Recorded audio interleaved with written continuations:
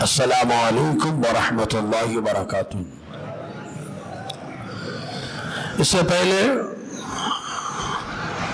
हुजूर सैयदना सरकार कादरी आका हुजूर गौसे पाक रज़ी अल्लाह ताला अन्हु के हवाले से आपने कई बातें सुनी। उन बातों में ये बात भी रही कि हुजूर गौसे पाक रज़ी अल्लाह ताला अन्हु ने कितने साल पढ़ाई की।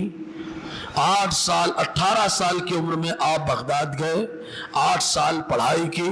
उस पढ़ाई में हुजूर गौसे पाक ने हदीस का भी इल्म हासिल किया, तसव्वुफ का, तफसीर का, वो सब बातें बताई गई। और फिर 26 साल की उम्र में फरागत हुई।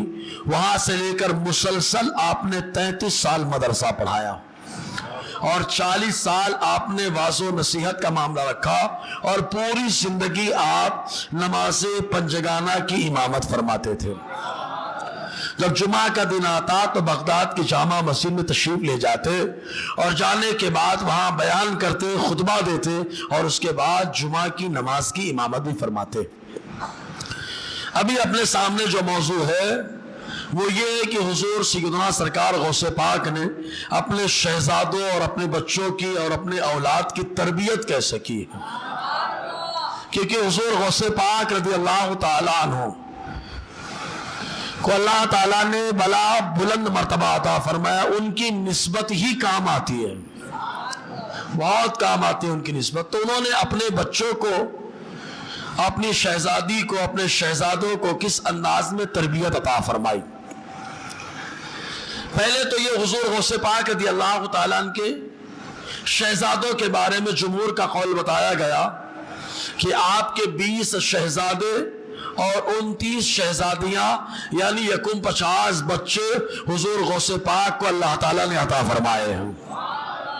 एक कम 50 इतने बच्चे हुजूर गौसे पाक रज़ी अल्लाह ताला अन्हु के, वो भी 4 बीवियों से। तो अब आपने अपने बच्चों की किस अंदाज में तरबियत की। तो अपने बड़े बेटे जो आपके जानशी हुए और आपकी जगह आपके बाद वाज़ो नसीहत भी फरमाते थे और आपकी जगह आपके मदरसे में पढ़ाते भी ले जाकर, वो है सैयदना सरकार अब्दुल वहाब रज़ी अल्लाह ताला अन्हु। और सैयदना अब्दुल वहाब गौसे पाक के शहजादे हैं और मेरे साबिर पाक के दादा जान है। बोलो ना यार, साबिर पाक के दादा जान है।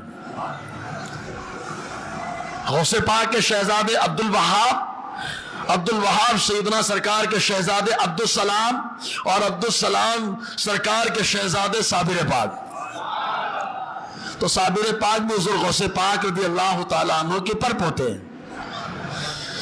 तो हुजूर सैयदना अब्दुल वहाब रज़ी अल्लाह ताला अन्हु को आपने एक मौके पर बिठाया और आपने नसीहताना कलिमात कुछ इरशाद फरमाए, जो शेख अबुल बरकात याहया रहमतुल्लाह अलैह ने अपनी किताब क़लाइदुल जवाहिर के अंदर लिखा है, सफ़ा 97।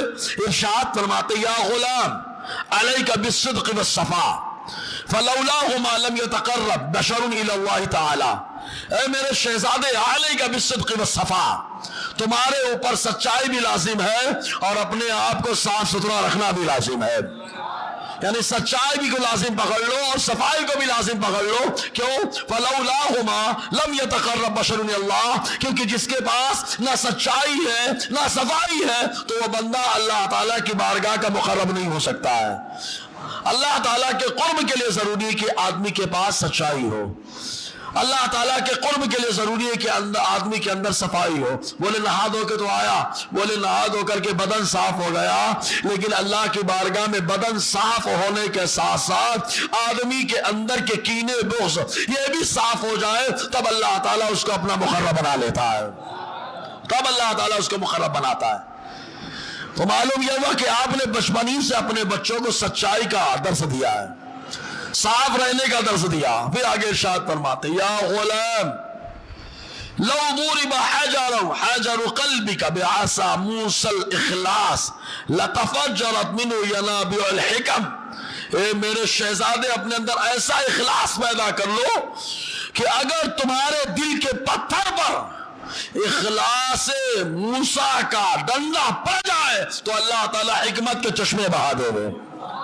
جیسے تشبیہ دی گئی یہاں پہ زبردست بلاغت کی تشبیہ ہے یہ کہ جس انداز میں تشبیہ دی گئی، مطلب یہ کہ جیسے موسیٰ علیہ السلام نے پتھر پہ ڈنڈے مارے تو اللہ تعالیٰ نے پانی کو بہا دیا. بولو نا یار، یہ تو سب کو معلوم ہے، لیکن ایک بات یاد رکھنا، پتھر سے پانی ہی نکلتا ہے، پتھر سے ہی پانی نکلتا ہے، آدمی کے بدن سے پانی نہیں نکلتا. تو حضرت موسیٰ علیہ السلام نے چھڑی مار کر کے پانی کے چشمے بہائے، میرے مصطفیٰ نے پیالے میں ہاتھوں کو رکھ کر انگلیوں کے درمیان سے چشموں کو بہا دیا ہے. علامہ نبہانی ارشاد فرماتے مصطفیٰ کا یہ معجزہ حضرت موسیٰ علیہ السلام کے معجزے سے افضل ہے. بولو، نور کے چشمے لہرائیں دریا بہے، انگلیوں کی کرامت پہ لاکھوں سلام. کرامت مطلب بزرگی کے معنی، لغوی معنی. تو کہا بیٹا یہ ایسا تمہارا دل ہو جائے کہ اگر اخلاص کا آسا تمہارے دل پر لگ جائے تو دل سے تمہاری حکمتیں نکلنے لگے. اس کے بعد ارشاد فرمایا یا غلام الطریق الی اللہ تعالی لا یسافر فیہ الا بذات الصدق. اے میرے شہزادے، اللہ تعالیٰ تک پہنچنے کا راستہ صرف ایک ہے اور وہ راستہ سچائی کا راستہ ہے.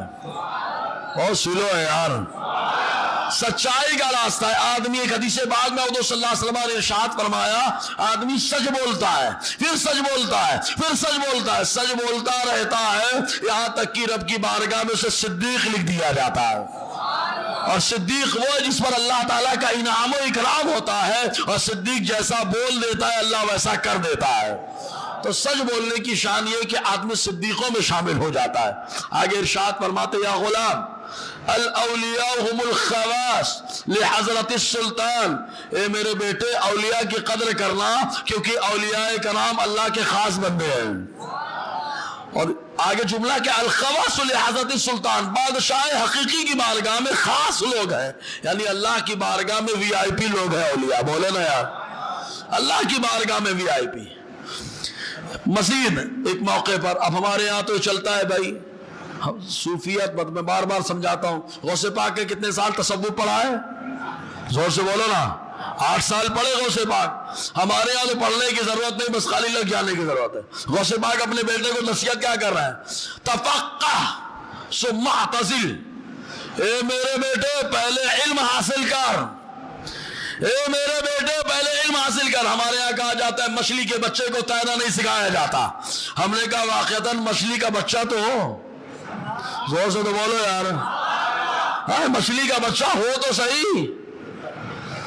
ان میں فیضان ہوتا ہے خاندان والوں کا، نسب کام آتا ہے، نسبت کام آتی ہے. تو حضور غوث پاک کے کیا بیٹے مچھلی کے بیٹے، اب مچھلی تو نہیں کہہ سکتا ہوں، سرکار کا بیٹا بھی سرکار کا شہزادہ ہی ہے نا. غوث پاک کے ڈائریکٹ شہزادے ہیں، ڈائریکٹ واسطے بھی نہیں، ڈائریکٹ. اور آپ کے جانشین اور آپ کے خلیفہ، ان سے حضور غوث پاک فرمایا تفقہ ثم اعتزل. اے میرے بیٹے پہلے علم حاصل کرنا پھر خلوت اختیار کرنا. بولو. اسی لیے اعلیٰ علی رحمت الرضوان نے بھی لکھا ہے امور شین کے اندر، جس کا خلاصہ بنتا ہے، اور یہ خلاصہ حضور مفتی اعظم علی رحمت الرضوان نے فتاوی مصطفیہ کے اندر لکھا. ارشاد فرماتے جاہل صوفی شیطان کا مسخرہ ہوتا ہے. جیسے چاہتا ہے شیطان اس کو نشاتا رہتا ہے، جیسا چاہتا ویسے گھماتا رہتا ہے. الحمدللہ حضور غوث پاک نے ارشاد فرمایا بیٹا تصوف کے میدان میں قدم رکھنا ہے تو پہلے مصطفیٰ کے آل ہونے کے ساتھ ساتھ مصطفیٰ کے وارث تو بن جاؤ. پہلے علم حاصل کرو، اس کے بعد اسلام میں جانا. اس کے بعد خود ارشاد فرماتے من عبد اللہ بغیر علم کان ما یفسدہ اکثر مما یصلحہ. فرماتے اس لیے کہ جو اللہ کی عبادت کرتا ہے بغیر علم کے تو اکثر اس کی غلط باتیں اچھی باتوں سے زیادہ ہوتی ہیں، غلط باتیں اچھی باتوں سے زیادہ ہوتی ہیں. جیسے یہ کہہ دیا کہ آدمی نماز پڑھنے کھڑا ہو تو پاؤں کا انگوٹھا ہٹنا نہیں چاہیے. اب دل ہٹ گیا انگوٹھے کے چکر میں پریشان ہے، دل ہٹ گیا انگوٹھے کے چکر میں پریشان ہے. معلوم بندہ جب نماز پڑھتا ہے تو حدیث پاک میں آیا حضور نے ارشاد فرمایا بندہ نماز میں ہوتا ہے تو اللہ تعالیٰ سے راز و نیاز کی باتیں کرتا رہتا ہے. راز اب وہ انگوٹھے کے چکر میں پریشان ہے جی. اس کے بعد ارشاد فرماتے خذ معک مصباح شرع ربک. یہ جملہ قابل غور ہے. جو اپنے آپ کو بولے کہ میں اللہ کا ولی میں پہنچا ہوا اور علم کچھ نہیں رکھتا، وضو کے فرائض پوچھو تو قیامت آ جائے، وضو کے فرائض پوچھو تو قیامت آ جائے، بس تحیات سن لو تو معلوم نہیں۔ ایسا آدمی بولتا ہے ہم کو شریعت کی ضرورت نہیں۔ ظاہر سی بات ہے، شیطان نے کہا بیٹا تو رب کی بارگاہ کا مقبول نہیں، میری بارگاہ کا مقبول ہو چکا ہے، اور جو شیطان کی بارگاہ کا مقبول ہوتا ہے اس کو اللہ کی شریعت اچھی نہیں لگتی ہے، رسول اللہ کا دین اچھا نہیں لگتا۔ واللہ حضور غوث پاک خود فرما رہے خود معاک مصباح شرع رب، اپنے رب کی شریعت کا چراغ ہمیشہ اپنے ساتھ رکھنا، اپنے رب کی شریعت کا چراغ ہمیشہ اپنے ساتھ رکھنا۔ کیوں؟ اس لیے کہ شریعت پہ چلنے والا ہی رب کی بارگاہ کا مقبول ہوتا ہے نا، ورنہ حضور غوث پاک کہتے مجھے کیا شریعت کی ضرورت ہے، میں کیوں فتوا دوں؟ لیکن غوث پاک کبھی حنفی مذہب میں فتوا بولو، کبھی شافعی مسلک، کبھی حنبلی مسلک، یعنی تینوں مسلک کے اعتبار سے فتوا دے رہے ہیں، یعنی وقت کے مفتی اعظم میرے غوث پاک، وقت کے سب سے بڑے مفتی حضور غوث پاک رضی اللہ تعالی۔ آگے ارشاد فرماتے حضور غوث پاک وَمَنْ عَمِلَ بِمَا يَعْلَمُ أَوْرَثَهُ اللَّهُ عِلْمَ مَا لَمْ يَعْلَمْ۔ ارشاد فرماتے ہیں اگر بندہ اپنے علم پر عمل کرتا ہے تو جو وہ نہیں جانتا ہے اللہ تعالیٰ اس کا علم بھی عطا فرما دیتا ہے۔ اگر علم کے مطابق عمل کر لے تو جو نہیں جانتا ہے اللہ تعالیٰ اس کا علم بھی عطا فرما دیتا ہے۔ بہت بڑی بات ہے، اسی کو علم لدنی کہا جاتا ہے۔ بندہ اپنے علم پر عمل کرنا شروع کر دے تو اللہ تعالیٰ اپنی بارگاہ سے علم عطا فرما دیتا ہے۔ مزید ارشاد فرماتے ہیں اب یہ تو جو ہے حضور غوث پاک کے غریت الطالبین کو کچھ لوگ رفع یدین میں کوٹ کرتے ہیں، بولے غوث پاک رفع یدین کرتے تھے تم لوگ کیوں نہیں کرتے؟ ابے میں نے کہا ہم یہاں کیوں منع کر رہے ہیں؟ ہمارے امام شافعی بھی تو کرتے رہے، بولو نا یار، اور سلو بولے یار، ہمارے امام شافعی بھی کرتے ہیں، آج ان کے ماننے والے آج بھی کرتے ہیں، ہمارے غوث پاک بھی رفع یدین کر دیے۔ ارے رفع یدین کا مسئلہ ہم اہل سنت و جماعت کے درمیان دو طرح سے ہے۔ کہا کیسے؟ کہا کچھ لوگ کچھ حدیثوں میں رفع یدین کرو، کچھ میں نہیں کرو، کچھ میں آیا کہ آقا نے کیا، کچھ میں نہیں کیا۔ تو جن لوگوں نے کہا بعد والی کون سی ہیں؟ حضور نے رفع یدین کیا، حضور نے رفع یدین نہیں کیا، دونوں روایتیں ہیں۔ اب بعد والی کون ہے؟ حضرت امام شافعی رضی اللہ تعالیٰ کے ماننے والے کہتے ہیں رفع یدین کرنے یعنی ہاتھ اٹھانے والی حدیث یہ بعد والی حدیث ہے، تو اس پہ عمل کر رہے ہیں۔ اور امام اعظم حنیفہ نے فرمایا نہیں، رفع یدین کرنا شروع میں تھا، اس لیے کہ لوگ پتھروں کی پوجا کے عادی ہو چکے تھے، تو منافقین اپنی آستینوں میں پتھر رکھتے تھے، منافقین اپنی آستینوں میں پتھر رکھتے تھے، تو جس کی وجہ سے وہ آتے اللہ کی عبادت کرنے لیکن پتھر سے محبت بڑی زیادہ، تو مصطفیٰ پیارے نے کہا چلو رفع یدین کرو، ہاتھ اٹھاؤ، نماز شروع کرو، رکوع میں جاؤ، پھر ہاتھ اٹھاؤ، رکوع سے اٹھو، پھر ہاتھ اٹھاؤ تاکہ پتھر آستین میں ہو تو نیچے گر جائے۔ تو کہا جیسے ہی پتھروں کو نیچے گرانا شروع کر دیا گیا اور صحابہ کرام جو مخلص اللہ تعالیٰ نے جب اخلاص ڈالا منافقین چھٹ گئے، تو مصطفیٰ جان رحمت نے ارشاد فرما دیا اسکنوا فی الصلاۃ، رب کی بارگاہ میں ادب سے کھڑے رہو، اس لیے کہ تم اللہ کی بارگاہ میں عبادت کر رہے ہو۔ یہ مسلم شریف کی حدیث پاک، آقا علیہ السلام نے خود ارشاد فرمایا تم لوگ کیوں بار بار ہاتھ اٹھاتے ہو؟ ایسا لگتا ہے کہ چنچل گھوڑے کی دم ہو تم۔ اسکنوا فی الصلاۃ، نماز میں ہاتھ کنٹرول میں کر لو، بولو نا۔ تو ہمارے یہاں رفع یدین نہ کرنے والی حدیثیں بات کی ہیں، اس لیے ہم اس پہ عمل کر رہے ہیں، اور ان کے یہاں رفع یدین کرنے والی حدیثیں بات کی اس لیے وہ کر رہے ہیں رفع یدین، لیکن ہے تو ہمارے بھائی۔ لیکن ہم بولتے رفع یدین تجھے آ گیا، لیکن غوث پاک کا عقیدہ کب لائے گا؟ ارے غوث پاک کا عقیدہ کب لائے گا؟ خالی رفع یدین کو یاد کرتا ہے۔ حضور غوث پاک نے ایک فیصد مذہب اہل سنت و جماعت پر قائم رہنے کا حکم دیا، اور خود اپنے بیٹوں کو اکٹھا بلایا اور ارشاد فرمایا ہمیشہ اہل سنت و جماعت پہ قائم رہنا، بولو نا۔ حوالہ دے رہا ہوں، تو وہ سب نہیں لاتے کہ غوث پاک نے اپنے بیٹے کو کس عقیدے پہ جمے رہنے کا حکم دیا۔ یہ سب بول گئے کہ حضور غوث پاک نے فرمایا وَلَوْ أَلْقَيْتُ سِرِّي فَوْقَ مَيْتٍ لَقَامَ بِقُدْرَةِ الْمَوْلَىٰ تَعَالَىٰ، اگر میں اپنا راز مردے پہ ڈال دوں تو مردہ اٹھ کے کھڑا ہو جائے گا۔ ارے یہ بھی تو لاؤ، رفع یدین کرتے تھے تو ساتھ میں یہ بھی تو فرماتے تھے۔ ارے یہ بھی تو یاد رکھو کہ حضور غوث پاک نے خود فرمایا نظرت الی بلاد اللہ جمعاً، کخردلۃ علی حکم اتصالی، میری نظروں میں اللہ نے یہ پاور دے دیا کہ اگر میں اللہ کی حکومت میں نظر کرتا ہوں تو ایسے دیکھتا ہوں جیسے میری ہتھیلی میں رائی کا دانہ رکھا ہو۔ ارے جب غوث پاک شہزادہ مصطفیٰ کی نظروں کا یہ عالم تو میرے مصطفیٰ کی، ارے میرا نبی تو ممبر پہ بیٹھتا ہے، حوض کوثر کو دیکھتا ہے، ممبر نماز پڑھتا ہے، جنت کو آقا علیہ السلام نے دنیا میں دیکھا ہے، بولو نا۔ ماں عائشہ صدیقہ فرماتی ہے کہ حضور صلی اللہ علیہ وسلم سورج گرہن کی نماز پڑھا رہے تھے، نماز نماز پڑھتے پڑھتے آدمی حرکت نہیں کرتا، لیکن میرے مصطفیٰ آگے بڑھے، ہاتھ بڑھایا، پھر پیچھے کر لیا، نماز مکمل پڑھا دی۔ صحابہ نے عرض کیا سرکار ہم نماز پڑھ رہے تھے، ہم نے دیکھا آپ آگے بڑھ گئے تھے، بولو نا۔ بخاری کی حدیث بتا رہا ہوں، جتنے بخاری پڑھنے والے کبھی بھی خیر النساء میں آئے دیکھ سکتے ہیں آ کر کے۔ اب میں آپ سے پوچھنا چاہتا ہوں صحابہ آپ کا نظریہ کیا ہے؟ ارے ڈائریکٹ نماز پڑھے تو اللہ کی عبادت کرتے، تم تو مصطفیٰ کو دیکھ رہے ہو۔ تو یہ بازو والا بولے گا ارے دیکھنا نہیں خیال کرنا، یہ تو شرک کی طرف لے جاتا ہے۔ صحابہ کہیں گے تیرا خیال تیرے پاس رکھ، میرا خیال یہ ہے کہ مصطفیٰ کا دیکھنا ہی عبادت ہے یار، مصطفیٰ کا دیکھنا ہی عبادت۔ تو خیال کی بات کر رہا ہے؟ میری شان مصطفیٰ ہے، میری شان مصطفیٰ ہے، میرا ایمان مصطفیٰ ہے۔ قرآن تو ایمان بتاتا ہے، انہیں ایمان یہ کہتا ہے میری شان ہے، یہ مصطفیٰ جان رحمت صلی اللہ علیہ وسلم کی شان ہے۔ صحابہ کرام نے عرض کیا اللہ کے نبی صلی اللہ علیہ وسلم ہم نے دیکھا آپ آگے بڑھے پھر پیچھے آ گئے، اچانک حضور صلی اللہ علیہ وسلم نے ارشاد فرمایا میرے سامنے جنت آ گئی تھی، میں نے سوچا کہ اس کا کچھ تھوڑ لوں پھل اور تم لوگوں کو دے دوں، اور جب تک دنیا باقی ہے تم لوگ پھل کھاتے رہو، بولو نا یار۔ اور اس کے بعد پھر اللہ تعالیٰ نے جنت کو اٹھا لیا، تو دنیا میں میرے مصطفیٰ نے جنت کو دیکھا جی۔ تو حضور غوث پاک رضی اللہ تعالیٰ نے اپنے بیٹے کو ایک بار وصیت کرتے ہوئے ارشاد فرماتے ایک لفظ تقویٰ، ایک ہے ورع، ہمارے یہاں تو فرق بھی نہیں معلوم ہوگا۔ تقویٰ پرہیزگاری، اور پرہیزگاری میں جو خوبصورتی آتی ہے، یعنی پرہیزگاری تو ایسے ہی خوبصورتی ہے بھائی، لیکن ہر چیز میں خوبصورتی ہوتی ہے نا، اسی خوبصورتی کو آسان لفظوں میں ورع کہتے ہیں۔ کیا کہتے ہیں اس کو؟ تقویٰ کے اندر جو خوبصورتی پیدا کرے اس کو کیا بولتے ہیں؟ ورع۔ کہا ایک غوث پاک کے شہزادے متقی پرہیزگار، میرے آلہ نے فرمایا جو تیرا طفل ہے کامل ہے یا غوث۔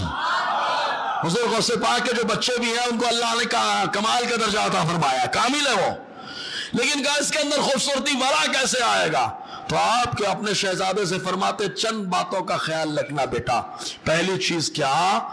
ہمیشہ فرماتے اولها حفظ اللسان عن الغیبہ، فرماتے اپنی زبان کو ہمیشہ غیبت سے بچا کے رکھنا، بولو اپنی زبان کو ہمیشہ غیبت سے بچا کے رکھنا۔ اللہ کا ولی کسی کی غیبت نہیں کرتا اور بدمذہبوں کو چھوڑتا بھی نہیں۔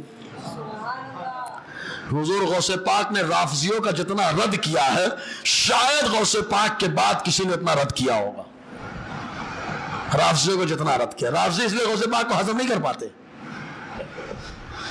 تو فرماتے ہیں کہ غیبت سے اپنی زبان کو بچا کے رکھنا، الاجتناب عن السخریہ، اور ناجائز مذاق کسی کا مت اڑانا، اس سے اپنے آپ کو بچانا۔ ایک ہوتا ہے مذاق، ایک ہوتا ہے مزاح۔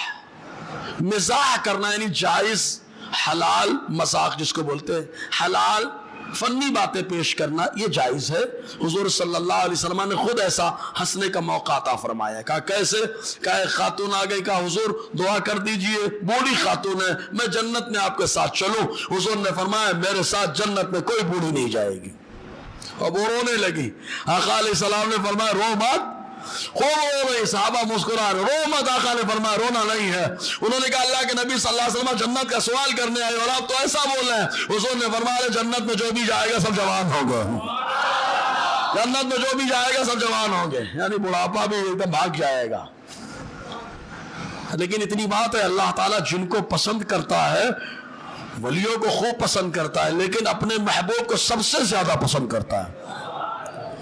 جنت میں میرے محبوب، میرے آقا، میرے مصطفیٰ وہ بزرگ ہوں گے، بولو نا یار۔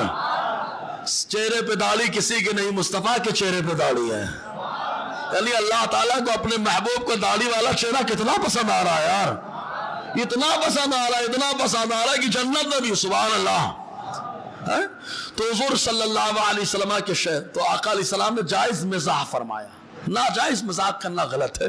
ہنسانے کے لیے خرافات کرنا، غلط سلط حرکتیں کرنا، ذو معنی لفظ کا بولنا، یہ غیر مناسب ہے. اس کے بعد حضور غوث پاک خود فرماتے اپنے بیٹے غض البصر عن المحارم، بیٹا حرام چیزوں سے اپنی نظروں کو بچا کے رکھنا، اپنی نظروں کو حرام چیزوں سے بچا کے رکھنا. یہ بہت اہم چیز ہے. نظر بھٹکی سب بھٹکے. نظر سے ہی معاملہ آتا ہے، دل تک پہنچتا ہے، نہ جانے کیا کیا ہوتا ہے. اسی لیے ہمارے یہاں کیا بولتے ہیں، ہم کو حیا کرنے کی کیا ضرورت، ان کی نظر میں حیا آنا چاہیے. بات صحیح بات ہے. گندگی ہٹانے کی کیا ضرورت ہے، ان کی ناک میں خوشبو ہونا چاہیے. یہ مطلب ہوا نا، گندگی ہٹانے کی کیا ضرورت ہے، ان کی ناک میں خوشبو ہونا چاہیے. ارے گٹر صاف کرنے کی کیا ضرورت ہے، ان کا پانی اوپر سے بہ جانا چاہیے. یہ جملے بولے جا رہے ہیں، سمجھ میں آیا؟ لیکن اسلام کیا کہتا ہے؟ صفائی آدھا ایمان ہے. صفائی آدھا ایمان. اللہ تعالیٰ صفائی والوں کو پسند کرتا ہے. تو نظروں کو محفوظ رکھنا. اس کے بعد فرماتے ہیں ان یعرف منت اللہ علیہ، اے بیٹا ہمیشہ اللہ کے احسان کو اپنے اوپر مانتے رہنا. ایٹیٹیوڈ مت لانا کہ جو میرے پاس آیا میرا اپنا ہے، میری محنت کا ہے. نا، محنت تو ہر کوئی کرتا ہے، لیکن اللہ تعالیٰ ہر ایک کو ایک جیسا نہیں دیتا. جس کا ظرف جیسا ہوتا ہے اللہ تعالیٰ اس کو ویسا عطا فرما دیتا ہے. اس لیے احسان کو ہمیشہ مانگتے رہنا. اگر کمال آیا تو اللہ نے کمال ڈالا ہے، ورنہ یہ مٹی کا انسان، اس کے اندر کیا کمال؟ کمال ڈالنے والا تو میرا مولا ہے، اس نے کمال ڈال دیا. اس کے بعد حضور غوث پاک فرماتے ان ينفق مالہ فی الحق، اے بیٹا اپنے مال کو رائے حق میں خرچ کرتے رہنا. اب یاد ایک دو سمجھا دوں تھوڑا سے. عام طور سے ہمارے لوگ سمجھتے ہیں کہ مال کا کمانا حرام ہے یا غلط ہے، اچھی چیز نہیں. نہیں، ایسا نہیں ہے. مال دو طریقے سے ہوتا ہے. ایک مال وہ جو اللہ سے غافل کر دے وہ غلط ہے. ایک مال وہ ہے جو آئے تو اللہ سے قریب کر دے، وہ اچھا ہے. بولو اب. اگر مال کمانا غلط ہوتا تو حضور کبھی یہ نہیں فرماتے کہ سچا کاروباری اگر کاروبار کرنے کے لیے جائے اور کاروبار کرتا رہے، سچا ہے، وہ انتقال ہو جائے تو اللہ تعالیٰ شہادت کا منصب عطا فرماتا ہے. حضور کا یہ جملہ بتا رہا ہے کہ وہ مال جو سچا تاجر کماتا ہے اور رب سے غافل نہ کرے، وہ مال رب کی بارگاہ میں پسندیدہ ہوتا ہے. بولے نا یار. جیسے صدیق اکبر کا مال، صدیق اکبر کا مال، حضور نے کہا نا میں نے سب کے احسان کا بدلہ چکا دیا سوائے صدیق اکبر کے، روز محشر میرا اللہ عطا فرمائے گا.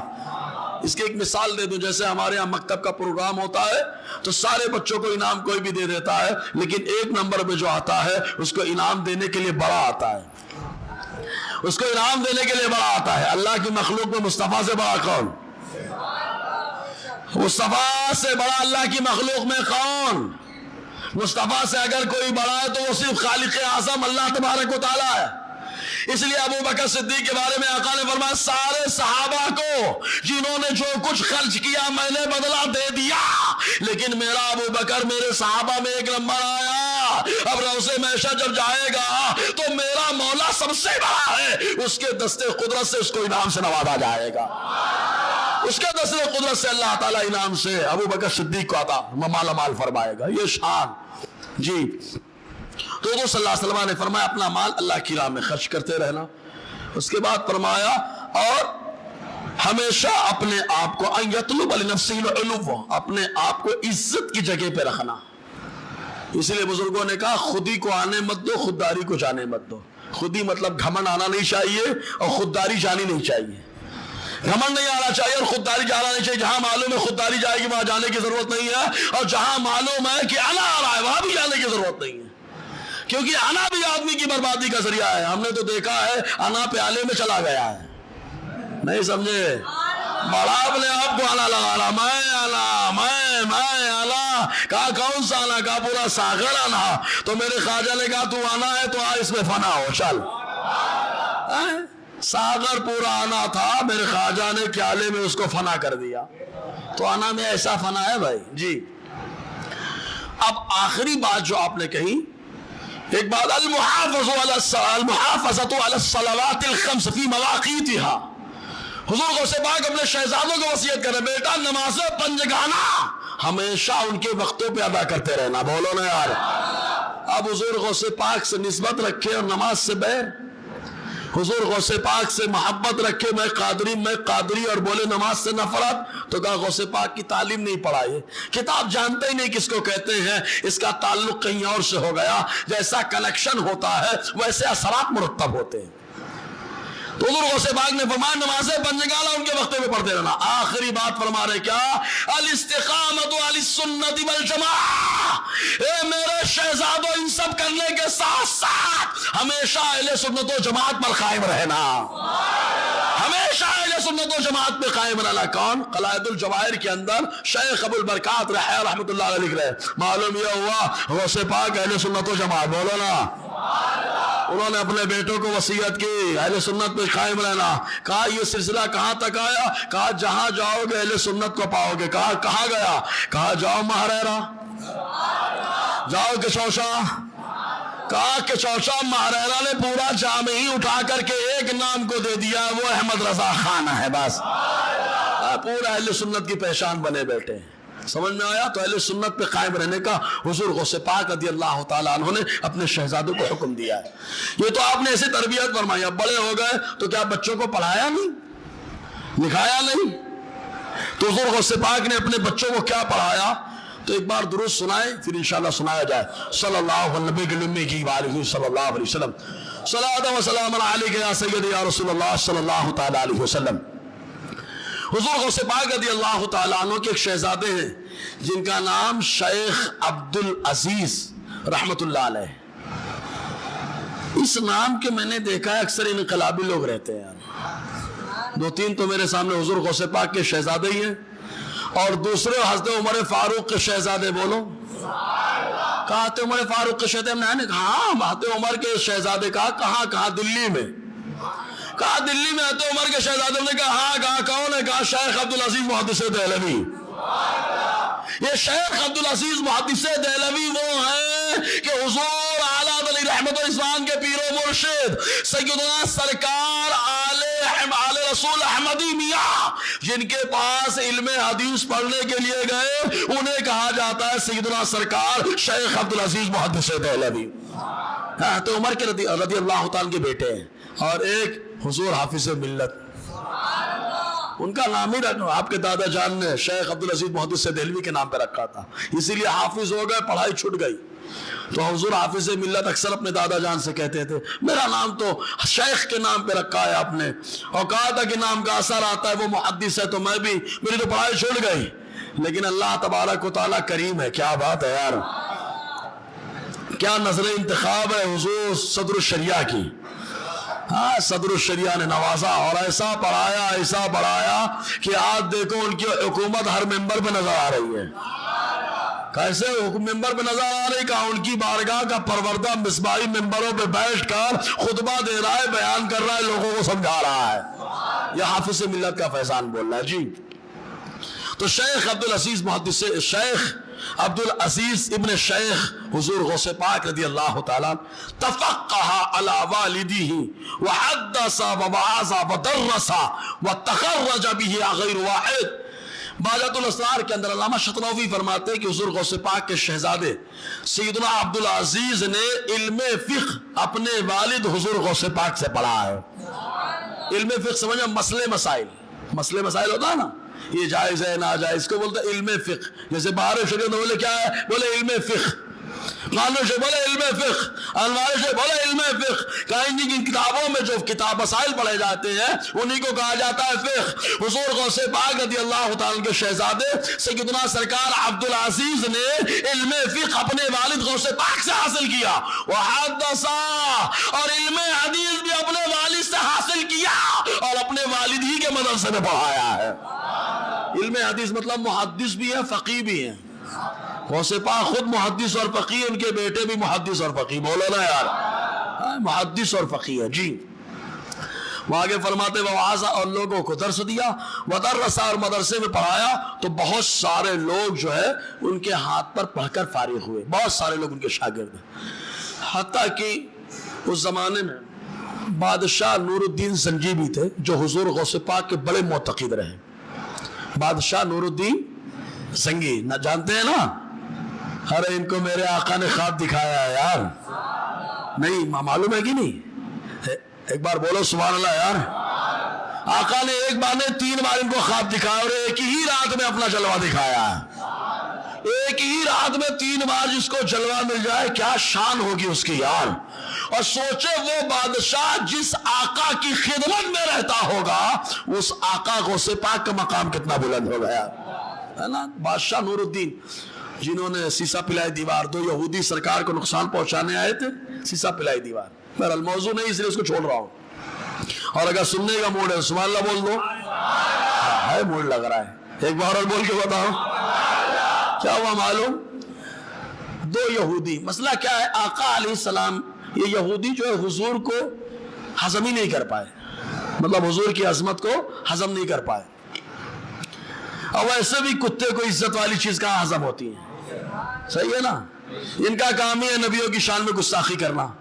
حضرت زکریا کو ان حرام خوروں نے شہید کر دیا، حضرت یحییٰ کو شہید کر دیا، حضرت شعیع کو شہید کر دیا، حضرت عیسیٰ کی شہادت کے در پر آئے تو میرے اللہ نے آسمان پہ اٹھا لیا، آسمان پہ اٹھا لیا۔ اللہ قادر ہے بغیر کسی ذریعے سے آسمان پہ جانا اور آسمان سے آنا، بغیر کسی ذریعے سے آسمان پہ جانا اور آسمان سے آنا۔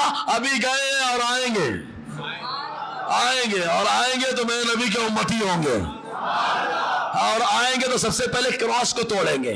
ہمارے نوجوان بھی کراس پہن رہے ہیں نا، کراس ٹی انگل، ہمارے نوجوان نہیں پہن رہے۔ آتے عیسیٰ علیہ السلام آئیں گے سب سے پہلے اسی کو توڑیں گے، اسی کو توڑیں گے۔ سمجھتے کہ آتے عیسیٰ کو سولی پہ چڑھا دیا گیا، میرا قرآن کہتا ہے لا وما قتلوا وما صلبوا، ان میں مجال کیا کہ قتل کر دے، ان میں دم کیا کہ سولی پہ چڑھا دے، بلکہ میرے اللہ نے آسمان میں بلا لیا ہے۔ آج بھی زندہ آسمان پہ حضرت عیسیٰ علیہ السلام موجود ہیں، لیکن کیا شان ہے۔ ایک نقطہ بڑا پیارا دینا چاہ رہا ہوں، شاید سمجھ میں آ جائے تو بڑا مزہ آئے گا۔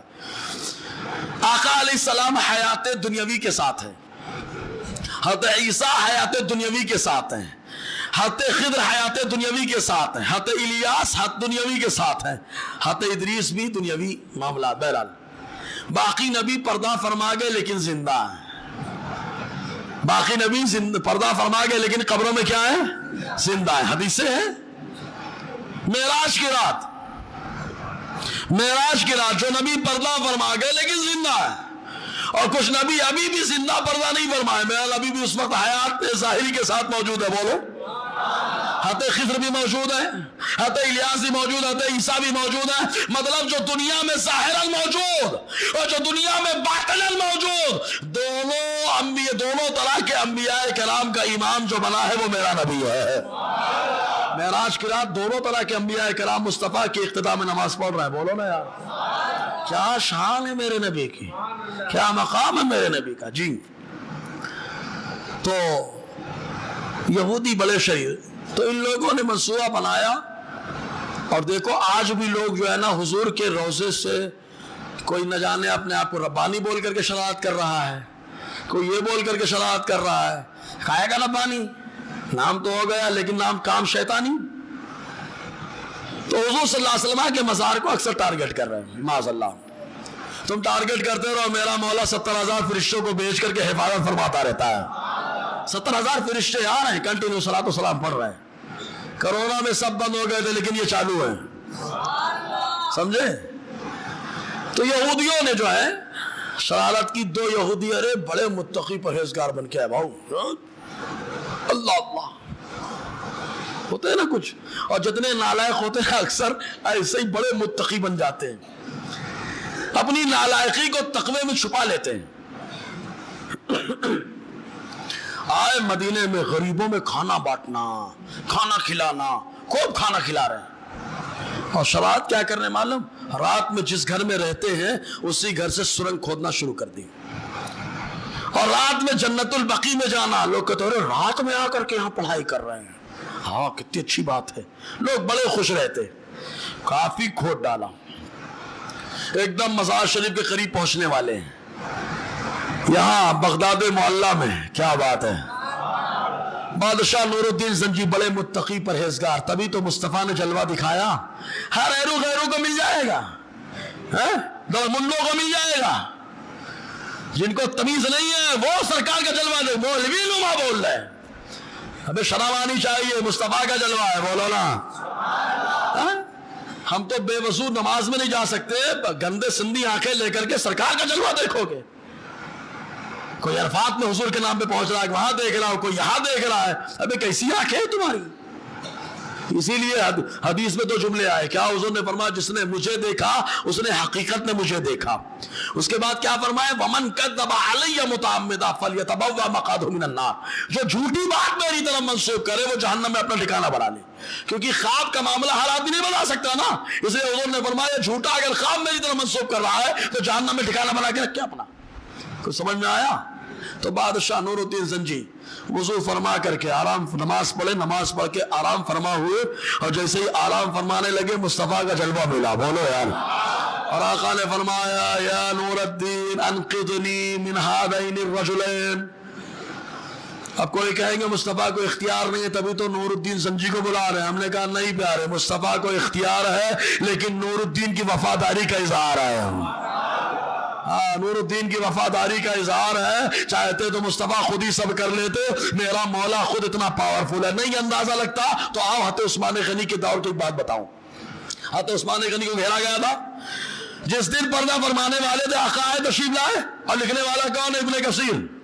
ابن کثیر کے استاد ابن تیمیہ، ابن تیمیہ کے استاد ابن قدامہ، ابن قدامہ کے استاد غوث پاک. بولو. تو ابن کثیر نے لکھا البدایہ والنہایہ کے اندر آقا تشریف لائے اور فرمایا اے عثمان اگر تم چاہو تو تمہاری مدد کر دی جائے. بولو. اگر تم، حضور پردہ فرما چکے ہیں لیکن پھر بھی پوچھ رہے ہیں عثمان چاہو تو مدد کر دی جائے. حضرت عثمان غنی نے کہا اللہ کی رضا پہ راضی ہوں. تو ابو بکر صدیق نے کہا عثمان سحری کھا لینا، سحری کھا لینا، رات میں شام میں افطاری ساتھ میں کریں گے. پہلے بشارت دے دی. تو یہ نور الدین زنجی کی محبت کے اظہار کے لیے مصطفیٰ نے فرمایا ان دونوں شریروں سے بچاؤ.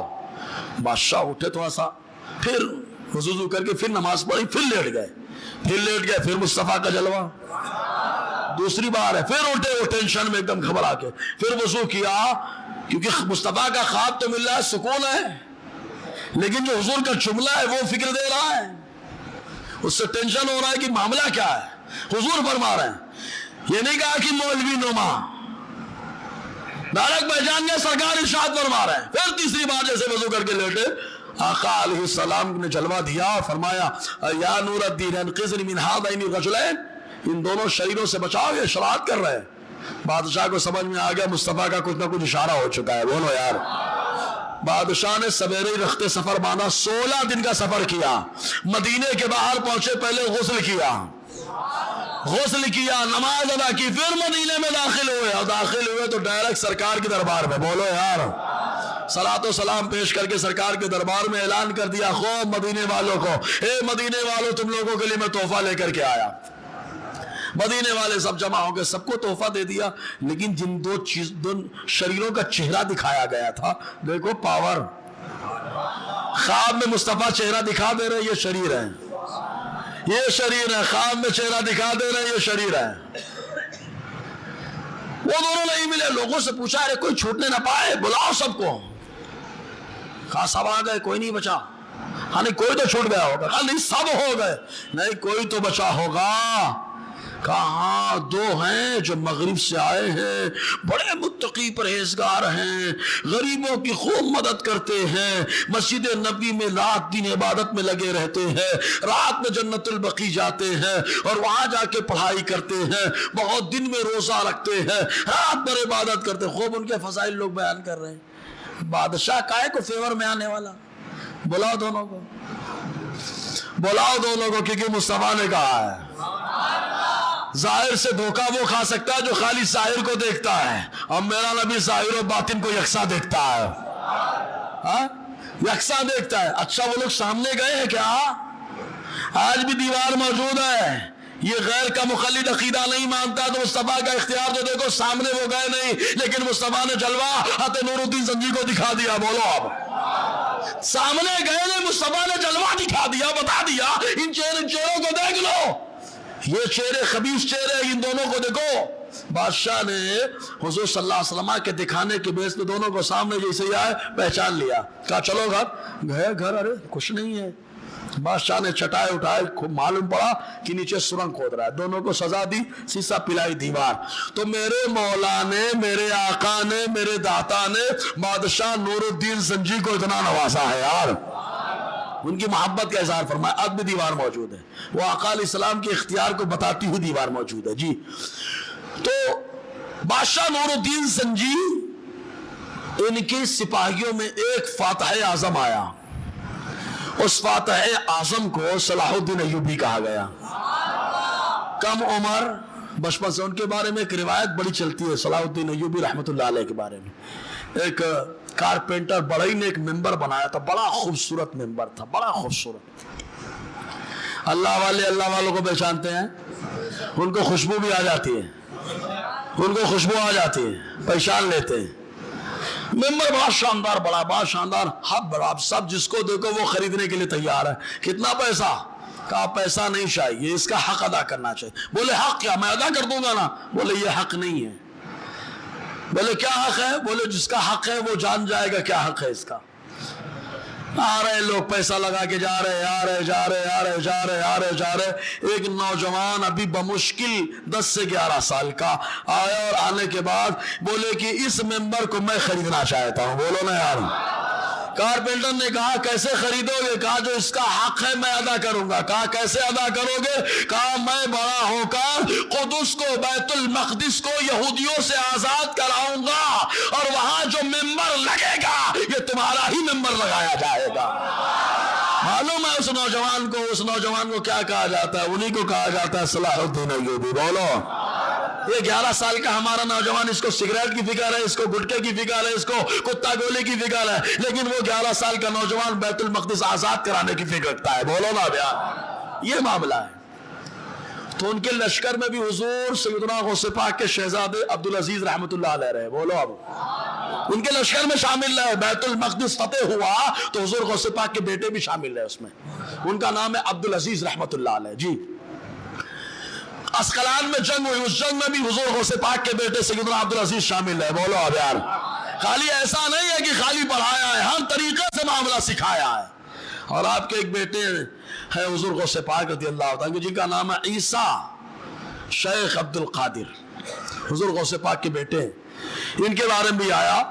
علامہ شطنوفی فرماتے تفقہ علی والدہ وسمع منہ الحدیث ومن غیرہ ودرس وحدث ووعظ وافتى وصنف. فرماتے ہیں کہ شیخ عیسیٰ رحمت اللہ علیہ نے اپنے والد غوث پاک کے پاس ہی پڑھائی کی ہے. بہت سلو بولے یار. حضور اپنے والد کے پاس پڑھنا. ہمارے یہاں کیا بولے ابا کے پاس نہیں ہے, یہاں پڑھتے ہی نہیں بچے, مستی کرتے ابا کے پاس نا, غوث پاک کے پاس پڑھ رہے ہیں. اور کیا کیا؟ وَسَمِعَ مِنُ الْحَدِيث, حضور غوث پاک سے ہی حدیث کو سنا ہے.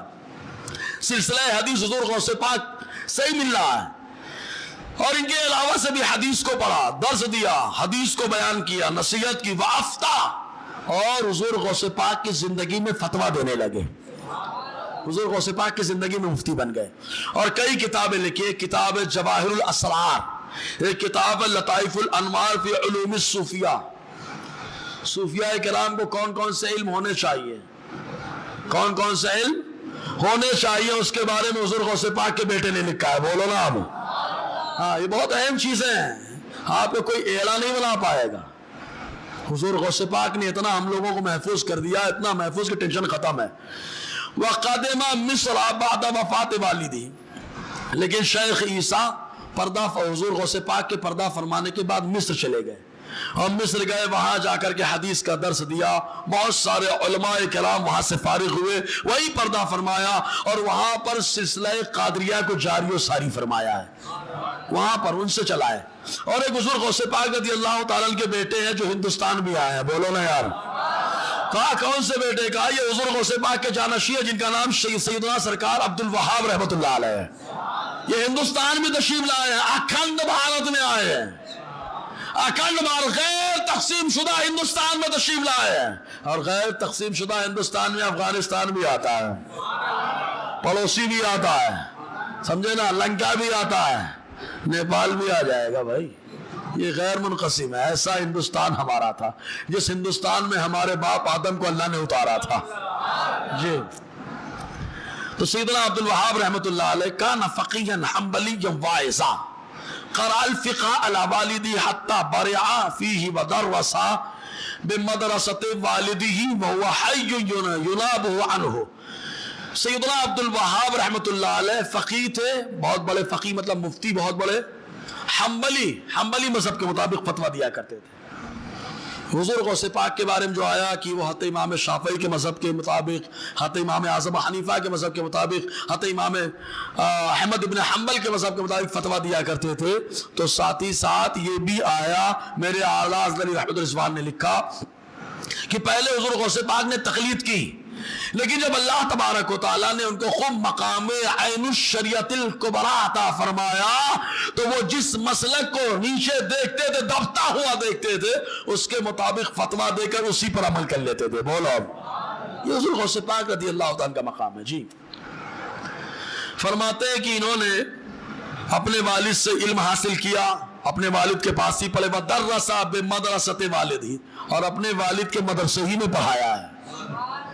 اپنے حضور غوث پاک کا مدرسہ کون؟ قادریہ, جس مدرسے سے گزرنے والے کے بارے میں اللہ نے وعدہ فرمایا. حضور غوث پاک خود فرماتے میرے اللہ نے مجھ سے وعدہ کیا کہ جو میرے مدرسے سے گزر جائے گا اس کے دروازے سے اللہ تعالیٰ اس کے عذاب قبر اور عذاب حشر میں تخفیف فرما دے گا.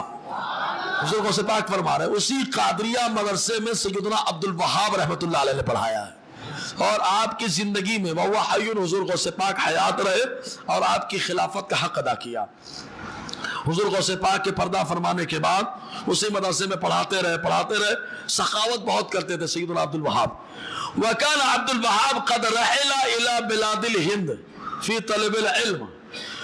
فرماتے ہیں سیدنا عبد الوہاب رحمۃ اللہ علیہ نے ہندوستان کا بھی سفر کیا ہے. بولو اب یار, یعنی ہندوستان کو اللہ نے کتنا پسند فرمایا ہے یار, کتنا پسند فرمایا. ایک بات, ایک نکتہ بتا دیں, مومن جہاں پہ مرتا ہے لیٹتا ہے وہ جنت کی کیاری ہوتی ہے. ترمذی کی حدیث ہے, ترمذی کی حدیث, حضور نے فرمایا قبر یا تو جنت کی کیاریوں میں سے کیاری یا جہنم کے گلوں میں سے گڑا ہے. تو جب جنت کی کیاری ہو گئی تو الحمدللہ ہم جنت سے بھی محبت کرتے ہیں, جنت کی کیاری سے بھی. تو اب دیکھو اللہ کے کتنے ولی لیٹے ہوئے, جہاں لیٹ گئے اللہ کے ولی, اللہ نے اسے جنت کی کیاری بنا دیا ہے, اور الحمدللہ ہم دیوانے جنت کی کیاری میں پہنچ رہے ہیں. جی ایسے ہی حضور غوث پاک رضی اللہ تعالیٰ کے شہزادے جن کا نام سیدنا عبد الرزاق رحمۃ اللہ علیہ, یہ مشہور شہزادے ہیں. سیدنا عبدالعزیز, سیدنا عیسیٰ اور سیدنا عبد الرزاق, سیدنا عبد الوہاب مشہور شہزادے ہیں. 20 شہزادوں میں سے یہ مشہور ہے. ایک بار تو ایسا بھی ہوا حضور غوث پاک بیمار ہوئے, ابو البرکات شیخ یحییٰ فرماتے بیمار ہوئے, قال عبد الوہاب مرض والدی مروا اشرف علی الموت. ایسے بیمار ہوئے کہ لوگوں نے یہ خدشہ ظاہر کیا کہ اب وصال کا وقت قریب ہے. فقعدنا حوله نبکی, ہم لوگ ارد گرد بیٹھ گئے, سارے بھائی ارد گرد بیٹھ گئے, رونے لگے. وکان مغشیا علیہ, حضور غوث پاک بے ہوش ہیں, مطلب غنودگی طاری ہے پردہ فرمانے کی, ایسا محسوس ہو رہا تھا. فافاقا, حضور غوث پاک کو ہوش آیا, فرمایا لا تبکو علیہ, کیوں روتے ہو میرے اوپر, رو مت, فانی لا اموت, ابھی میں مرنے والا نہیں. بولو نا, ابھی میں مرنے والا نہیں. ان یحییٰ فی سعری ولا بد ان یخرج الی الدنیا, ابھی میری پشت میں تمہارا ایک بھائی ہے جس کا نام یحییٰ ہے, ابھی اس کو پیدا ہونا باقی ہے. بولو نا یار, یہ حضور غوث پاک رضی اللہ تعالیٰ کی شان ہے. جی یہ روایت جب میں نے پڑھی تو حضرت سراقہ والی بات یاد آ گئی تھی. معلوم ہے نا سراقہ والی بات, حضرت سراقہ کو حضور نے کیا کہا تھا جب ہجرت فرما کے جا رہے تھے, تو کنگن دیا تھا نا, بریسلیٹ خالی انہیں کو پہننے کی اجازت ہے مردوں میں, اور مرد نہیں ہے تو چاہے جو پہنے, سمجھے نا, مرد نہیں ہے تو چاہے جو پہنے, اس کا مسئلہ نہیں. مرد میں حضرت سراقہ کے لیے خالی اجازت ہے بس, سمجھ رہے آپ. حضرت سراقہ کے بارے میں جب حضور نے کہا تھا کہ تمہارے ہاتھ میں کسرا کے کنگن دیکھ رہا ہوں, تو جانتے ہیں ایک موقع آیا حضرت سراقہ خود بیمار پڑ گئے. صحابہ بار بار ان کی عیادت کو جانے لگے کہ اب بس پردہ فرمانے کا وقت قریب ہے. تو حضرت سراقہ نے صحابہ سے کہا کیا تم لوگ یہ سمجھ رہے ہو کہ میرا وصال ہو جائے گا؟ صحابہ خاموش ہو گئے. تو حضرت سراقہ نے کہا ابھی میرا پردہ میں نہیں پردہ فرماؤں گا، میرا وصال نہیں ہوگا۔ کہا کیوں؟ ارے کہا ابھی تو وہ دور آیا ہی نہیں کہ کسرا کا علاقہ فتح ہو۔ ارے میرے مصطفیٰ نے فرمایا ہے کسرا کا کنگن میرے ہاتھ میں آئے گا، تو جب تک کنگن میں ہاتھ نہیں آئے، کنگن ہاتھ میں نہیں آئے گا سراقہ تب تک پردہ بھی نہیں کرے گا۔ جب تک ہاتھ میں کنگن نہیں آئے گا سراقہ پردہ نہیں کرے گا۔ یہ ایمان مصطفیٰ کی زبان پہ کتنا زبردست ایمان ہے جی۔ تو سیدنا عبد الرزاق رحمت اللہ علیہ یہ بھی حافظ رہے، عالم رہے، اور انہوں نے وہ علم حاصل کیا کہ علم حاصل کرنے کے بعد حدیث کا املا کراتے تھے، لکھاتے تھے، اپنے شاگردوں کو حدیث لکھاتے تھے، جو حضور غوث پاک سے حدیث سنی وہ لکھاتے تھے۔ اور ان کو حدیث میں اللہ نے وہ مہارت دی تھی کہ ان کی حدیث کی مہارت فقہ کی مہارت پر زیادہ تھی، اور یہ لوگوں سے ملتے نہیں تھے، خالی جمعہ کی نماز میں ہی باہر نکلتے تھے، اور ہمیشہ کفایت شعری سے کام لیا۔ ان کے ایک بیٹے ہیں جن کا نام ابو صالح نصر ہے، یہ بغداد کے سب سے بڑے قاضی بعد میں بنے تھے، سب سے بڑے قاضی بنے تھے۔ بہرحال تو حضور غوث پاک رضی اللہ تعالیٰ نے اپنے بچوں کی بڑی اچھی تربیت فرمائی، شاگردوں کی بھی اچھی تربیت فرمائی۔ بس آخری بات پیش کر کے ایک پرچہ بھی آیا ہے، ورنہ سوال ہوتا ہے تو ٹائم زیادہ ہو جاتا ہے، حالانکہ مواد بہت ہے۔ حضور غوث پاک کے جنازے کا منظر بھی تو معلوم ہونا چاہیے نا، اس پہ تبصرہ نہیں ہوا شاید کبھی۔ حضور غوث پاک رضی اللہ عنہ پردہ کا فرمائے 11 تاریخ، ہم لوگ بولتے ہیں نا 11ویں 11 تاریخ، نہ وہ پردے کی وصال کی تاریخ نہیں ہے 11 تاریخ حضور غوث پاک رضی اللہ عنہ کے بارے میں کچھ لوگوں نے لکھا ہے، حالانکہ یہ جو معتبر کتابیں ہیں بہجت الاسرار وغیرہ، ان کتابوں میں آیا کہ 17 ربیع الاخر کو حضور غوث پاک پردہ فرمائے ہیں۔ کتنی تاریخ؟ 17 ربیع الاخر کو۔ معاملہ کیا وہ معلوم، ایک وہ دور آیا کہ حضور غوث پاک رضی اللہ تعالیٰ نے جب پردہ فرمانے کا موقع آیا تو علامہ شدنوی فرماتے ہیں اتنی زیادہ تعداد میں لوگ آ گئے، وہ دفنا لیلا لکثرت الزحام، اتنے زیادہ لوگ آ گئے کہ بغداد کا کوئی گھر ایسا باقی نہ تھا کہ جس گھر کے لوگ نکل کے حضور غوث پاک کے جنازے میں نہ آئے ہوں۔ اتنی تعداد میں لوگ تھے، اتنی تعداد میں کہ راستے میں خالی لوگ نظر آتے تھے اور بازاروں میں لوگ نظر آتے تھے۔ فامتلأت الشوارع والاسواق۔ بغداد کی تاریخ میں 2 جنازے بڑے زبردست ہوئے، ایک حضور غوث پاک کا جنازہ اور ایک حضرت امام احمد ابن حنبل کا جنازہ۔ حضرت امام احمد ابن حنبل کے بعد ایسا مسئلہ آیا کہ جو خلق قرآن کے قائل تھے ان لوگوں سے آپ نے فرمایا تھا ہمارے جنازے فیصلہ کریں گے حق پر کون ہے، تو اللہ نے فیصلہ کروا دیا، بغداد میں سب سے زیادہ تعداد میں حضرت امام احمد ابن حنبل کے جنازے میں لوگ شریک ہوئے۔ بولے یار شریک ہوئے، 20,000 غیر مسلموں نے اس دن اسلام کو قبول کیا تھا، 20,000 لوگوں نے اسلام کو قبول کر لیا۔ ان لوگوں سے پوچھا گیا تم لوگوں نے ابھی تک اسلام کو قبول نہیں کیا، آج اچانک اسلام قبول کر لیا، وجہ کیا ہے؟ تو ان لوگوں نے کہا ہم لوگ اس سے پہلے بھی رہتے تھے، لیکن معاملہ یہ ہوا کہ آج جنازے میں جو ہم نے تعداد دیکھی ہے اس سے اندازہ لگایا کہ جن کا انتقال ہوا ہے یہ آدمی سچا ہے، جن کا یہ کلمہ پڑھتا ہے وہ نبی سچے ہیں، جس کتاب کو مانتا ہے وہ قرآن سچا ہے، اور جس خدا کو مانتے ہیں وہ خدا سچا ہے۔ بس یہ دل میں بات آئی، اس لیے ہم لوگوں نے اسلام کو قبول کر لیا۔ دوسرا جنازہ حضور غوث پاک کا راتگی میں آپ کو سپرد خاک کیا گیا، وہ بھی کہاں؟ آپ کے مدرسے میں۔ آج جو مزار شریف ہے مدرسے میں ایک خبیث نے یوٹیوب میں ایک سائٹ میں وہ کیا کہتے ہیں گوگل میں نے سرچ کیا، ایک سائٹ ہے میں اس میں بھی دیکھتا رہتا ہوں گستاخوں نے کیا کیا لکھا ہے۔ تو ایک خبیث نے لکھا کہ حضور غوث پاک کا مزار ڈھا دیا گیا، بدن مٹی ایک دم سڑ گیا، گل گیا، معاذ اللہ، ہڈیاں نکال کے دجلہ میں پھینک دی گئی، معاذ اللہ۔ ارے اس گدھے کو کیا معلوم اللہ تعالیٰ نے میرے غوث کو اگرچہ دنیاوی انداز میں پردہ فرما گئے لیکن آج بھی قبر انور میں تصرف فرما رہے ہیں۔ بہجت الاسرار میں اٹھا کر کے دیکھیں 4 کے بارے میں آئے، 4 بزرگوں کے بارے میں جو قبر میں تصرف فرماتے ہیں، ان میں پہلا نمبر میرے غوث پاک کا ہے۔ بہت سلو بولے یار۔ ہاں اب زندہ ہے، دلیل چاہیے تو بھائی کبھی بھی خیر النساء میں اگر ان کے کانوں میں کھوٹ نہ ہو تو سنے اور آئے اور اس کے بعد بات کریں وہاں کر کے۔ میرا غوث بھی زندہ ہے الحمدللہ، اللہ کے ولی زندہ ہیں۔ ہاں موت حسی آئی اس لیے سپرد خاک کیا ہم نے جی۔ فرماتے ہیں اب ایک جملہ جو آگے آ رہا امام زہبی کے حوالے سے۔ امام زہبی کون؟ غیر مقلد بھی ان کو اپنا امام مانتا ہے، ہم لوگ بھی مانتے ہیں۔ علم حدیث میں ان کو ہر کوئی مانتا ہے کہ انہوں نے جرح و تعدیل میں بڑی زبردست کتابیں لکھی ہیں۔ تو امام ذہبی حضور غوث پاک کے پردہ فرمانے کے دن کو کیا کہتے ہیں اس کو سمجھانا ہے خالی. جمعہ کے دن کو اللہ تعالیٰ نے مشہود کہا ہے. کیوں مشہود اس کو کہا جاتا ہے؟ جس میں فرشتے حاضر آتے ہیں. تو جمعہ کے دن فرشتے آتے ہیں اس لیے کیا ہو گیا؟ وہ مشہود ہو گیا. ایسے ہی فجر میں فرشتے آتے ہیں اس لیے فجر کو کیا کہا گیا؟ مشہود. ان قرآن الفجر کان مشہودا. جہاں فرشتے حاضر آتے ہیں اس کو مشہود کہا گیا قرآن و حدیث میں. اب امام ذہبی کیا کہتے ہیں؟ قال الامام الذهبي صلی علیہ ولدہ عبد الوہاب وکان یوما مشہودا. فرماتے حضور غوث پاک جب پردہ فرما گئے ان کے جنازے کی نماز ان کے بیٹے عبد الوہاب نے پڑھایا. وکان یوما مشہودا. اور حضور غوث پاک کے پردہ فرمانے کا دن معمولی دن نہیں تھا بلکہ وہ تو یوم مشہود تھا. یوم مشہود یعنی اس میں فرشتے حاضر آئے. ایک بار زور سے بولو نا یار. کون حاضر آئے؟ فرشتے آ گیا. تو امام صحابی کی تو کم سے کم سنو کہ غوث پاک اگر پردہ فرمائے تو ان کے جنازے میں اللہ فرشتوں کو بھیج رہا ہے. بولو اب. یہ حضور غوث پاک رضی اللہ تعالیٰ کی شان. انشاءاللہ اور آگے گفتگو رہے گی. اللہ تبارک و تعالیٰ کہنے سننے سے زیادہ عمل کرنے کی توفیق عطا فرمائے.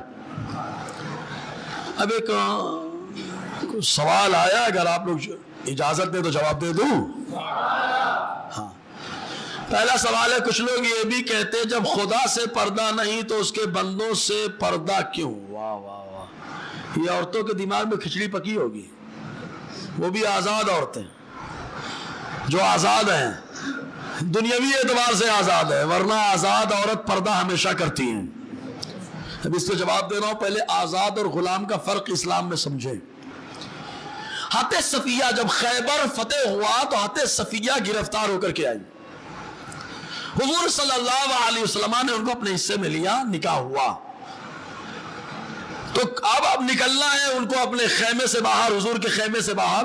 تو صحابہ نے کہا اگر وہ پورا کپڑا پہن کے آئیں گی تو ہم سمجھ جائیں گے کہ حضور نے ان کو آزاد کر کے نکاح کیا ہے, اور اگر پورا کپڑا نہیں ہوگا تو ہم سمجھ جائیں گے وہ کنیز ہیں, خادمہ ہیں, داسی ہیں. تو اس زمانے میں جو داسی ہوتی, خادمہ ہوتی, بدن میں پورے کپڑے نہیں ہوتے, اور جو آزاد ہوتی اس کے بدن میں پورے کپڑے ہوتے تھے. بولو یار, ہے نا. تو ہماری عورتیں کل بھی آزاد تھی, آج بھی آزاد ہیں, اس لیے بدن پہ پورے کپڑے ہیں. اور جو داسی ہیں مغربی کلچر کی غلام ہیں, ان کے کپڑے کل بھی خراب تھے, آج بھی خراب. اور جس کا کھانا جتنا خراب ہوگا اس کا لباس اتنا خراب ہوگا. حضرت آدم علیہ السلام سے اللہ نے فرمایا تھا کھانا جانا مت اس درخت کے پاس, یہی کہا تھا نا. لیکن حضرت آدم نے کھایا تو یہ ناخون کے کپڑے تھے نا, ناخون کے کپڑے اتر گئے, اترے کہ نہیں اترے؟ اللہ نے جو منع کیا کھانا مت پینا مت, اس کے کھانے سے بدن سے کپڑے اترتے ہیں. تو جس کے گھر سے عورتوں کے کپڑے اترنے لگے وہ اپنی غذا پہ غور کرنا شروع کر دے. اگر غذا خراب ہے تو لباس خراب ہونے لگتا ہے, اور غذا اچھی ہوتی ہے تو اللہ تعالیٰ لباس بھی اچھا عطا فرمانے لگتا ہے. نہیں سمجھ میں آیا کیا؟ آیا تو بولو نا یار. دلیل تمہارا آپ کے سامنے. غیروں کے یہاں کوئی تمیز نہیں, حلال حرام کی آنے تو اسی لباس خراب ہے. تو بولے اللہ سے پردہ نہیں. کس نے کہا اللہ سے پردہ نہیں ہے؟ خذوا زینتکم عند کل مسجد. کیا مطلب ہے اس کا؟ اللہ فرماتا ہے ایمان والو اپنی زینت کو ہر عبادت گاہ میں پکڑ کے رکھو. تو اللہ سے پردہ ہی تو ہے. پورے لباس کے ساتھ آنا ہے نا, ستر شبہ کے ساتھ آنا ہے نا اللہ کی بارگاہ میں, تو پردہ ہے کہ نہیں ہے؟ کس نے کہہ دیا اللہ سے پردہ نہیں ہے؟ اللہ سے پردہ مصطفیٰ کو نہیں ہے. بولو نا یار. لیکن وہاں بھی لباس ہے, لباس وہاں پر بھی ہے, لیکن پردہ کیا جلوہ دیکھنے دکھانے میں نہیں ہے, ہے نا. پھر جب آدمی برہنہ نہاتا ہو تو حکم ہے کہ پردے میں نہائے, مطلب چھپ کے نہائے اور بیٹھ کے نہائے, اللہ سے حیا کرے. یہ کیوں آیا؟ سمجھ میں آ گیا؟ اب دوسرا سوال ہے, کوئی لوگ اعتراض کرتے ہیں غوث پاک حنبلی مسلک کے پابند تھے, تو حنفی لوگ ان سے بیعت کیسے کر سکتے ہیں؟ جیسے میرا رضا حنفی تھا لیکن گیا مدینہ, تو حنبلی شافعی مالکی حنفیوں نے اجازت لی. بولو اب. ہے حنفی, ان کی اجازت و بیعت لی. کیوں؟